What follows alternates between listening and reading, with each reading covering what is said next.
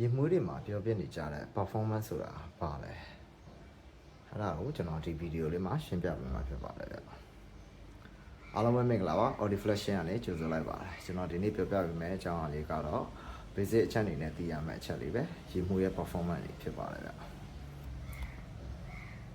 performance ဒီမှာ၃မျိုးရှိတယ် long lasting ရယ် silic ရယ် projection ရယ်ဆိုပြီးရှိတယ် long lasting ကတော့ဒီရေမှုတစ်ခုရဲ့အနက်ကြဆွဲတဲ့အကြရှိနှုံးတော့ long lasting လို့ခေါ်တယ်အိမ်ကြီးမှာနေ skin ပေါ်မှာအသားရည်ပေါ်မှာပဲနေကြာတဲ့အနံ့ကို long lasting လို့ခေါ်တယ် projection ဆိုတာကတော့ရေမှုကကိုစွတ်တိုင်းဘယ်လောက်အကွာအဝေးလောက်ထိရောက်တယ်ဆိုတာကို projection လို့ခေါ်တယ် projection ကိုကျွန်တော်ပြောပြပေးမယ် projection ကတော့ခင်ဗျားကဒီကွန်ပျူတာရှေ့မှာစလုံးနေတယ်ဆိုပါတော့ကျွန်တော်ကရေမွေးဆွတ်တာတဲ့လူတယောက်ဒီအခန်းရှေ့ကနေဖြတ်သွားလို့ရှိရင်ဘယ်လောက်အကွာအဝေးမှာရေမွေးအနံ့ရတယ်ဆိုတာကိုလည်း projection လို့ခေါ်ပါတယ်ဗျအခန်းထဲမှာရနိုင်မဲ့အနံ့ပေါ့ဒီဘယ်လောက်ကြာဒီအခန်းထဲမှာဘယ်လောက်ကြာရေမွေးကကြံရှိနေမယ်ဆိုတဲ့ဟာကလည်း silic ကိုခေါ်တယ်ဗျ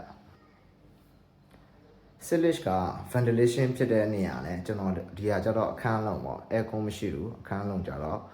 အနံ့အပူဆွဲမယ်ပုံမှန်ထက်အပူဆွဲမယ် ventilation ရှိတဲ့ aircon လိုမျိုးအခန်းလုံးနေမှာဆိုလဲ silic ကကောင်းလေးအလုပ်လုပ်တယ်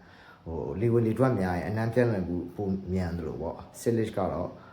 silic အကြောင်းပြောချင်ရင်လည်းကျွန်တော်ဒီနေ့ Howard Black ဒီကောင်လေး unboxing နဲ့ review လေးလုပ်ပေးဖို့ရှိပါမယ်เนาะ